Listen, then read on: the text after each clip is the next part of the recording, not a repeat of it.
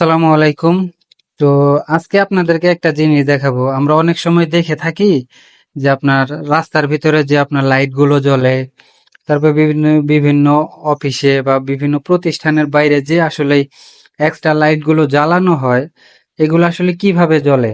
যদি এখানে কোনো সুইচ দেওয়ার কোনো মানুষ থাকে না বা কেউ থাকে না, কিন্তু আসলে এগুলো অটোমেটিক কিভাবে জ্বলে? তো আমরা যারা ইলেকট্রিশিয়ানের কাজ করি, যদিও এই জিনিসটার সাথে অনেকেই পরিচিত, আবার অনেকে আছে এগুলো আসলে এখন পর্যন্ত দেখিই নাই যে কিভাবে কি হয়। আসলে মূলত এই লাইট গুলো জ্বলার একটা উদ্দেশ্য হলো তার ভিতরে একটি সেন্সর লাগানো থাকে, যেটাকে আমরা দেশের ভাষায় বলে থাকি অনেক সময় ফটো সেন্সার। তো এই ফটো সেন্সার গুলো লাগালে যে কাজটা হয়, আপনার আপনার কেউ যদি আসলে সুইচ নাও দেয় তাহলে এটা অটোমেটিক জ্বলে উঠবে। দেখা যাবে যে আপনার সুইচ দেয়া আছে, তো এটা কিন্তু জ্বলতেছে না। পরবর্তীতে যখন সন্ধ্যা হয়ে যাবে, অর্থাৎ যখন অন্ধকার হবে, এটা তখনই জ্বলে উঠবে। আবার যখন দেখা যায় আলো ফুটে উঠবে, তখন আর এটা জ্বলবে না, তখন অটোমেটিক বন্ধ হয়ে যাবে। তো ওইরকমই একটা ফটো সেন্সার আমার হাতে দেখতে পাচ্ছেন, একটি তোয়ালে দিয়ে আমি বন্ধ করে রেখেছি। কারণ এটা এখন আসলে চেক করার জন্য। আমার বস নিচে দাঁড়িয়ে আছে, আমি উপরে আসছি একতলার উপরে। তো আসলে দেখতেছি আসলে সমস্যাটা কোথায়, এই ফটো সেন্সরে নাকি আপনার নিচে যে লাইটটা আছে লাইটের সমস্যা। তো আসলে এটার ভিতরে যখন লাইনটা দেয়া হয় তখন আলাদা একটা শব্দ হয়। তো আমরা বুঝতে পারি যে আসলে এর ভিতরে এখন লাইন আছে কিনা। আর যদি এটা লাইন না থাকে তাহলে বোঝা যাবে এটা নষ্ট। আর এটার কানেকশনটা একেবারে আলাদা।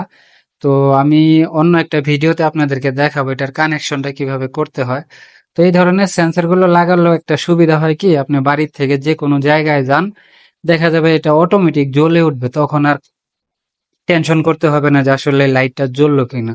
যদি বাসার যিনি ওনার, উনি আসলে দেখা যায় বেশিরভাগ সময় বাহিরে থাকে, দেখা যায় বাসায় ঠিক মতো আসতে পারে না বিধায় আমরা এই লাইটটা লাগিয়েছিলাম।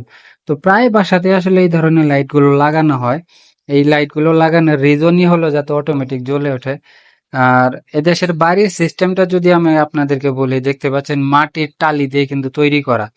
তো দেশের বাহিরে এই ধরনের বাড়িগুলো আসলে বেশ জনপ্রিয়, কারণ প্রচুর পরিমাণে গরম থাকে, তো যার কারণে দেখা যায় সেম বাড়িগুলো আসলে একই ডিজাইনের করা হয়। আর হলো আপনি এই ধরনের মাটির টালিগুলো ব্যবহার করা হয় যাতে ঘরের ভেতরে যাতে অতিরিক্ত গরমের তাপমাত্রা প্রবেশ করতে না পারে। যদিও নিচে এক ধরনের প্লাস্টিকের সিলিং আছে, আমরা যেটা বাংলাদেশে বলে থাকি জিপসাম। তো এখানে বলা হয় প্লাস্টার সিলিং। তো যার কারণে আসলে ঘর প্রচুর পরিমাণে ঠান্ডা থাকে। আর মালয়েশিয়াতে কিন্তু বেশিরভাগই দেখা যায় গরমের তাপমাত্রা কিন্তু 36 থেকে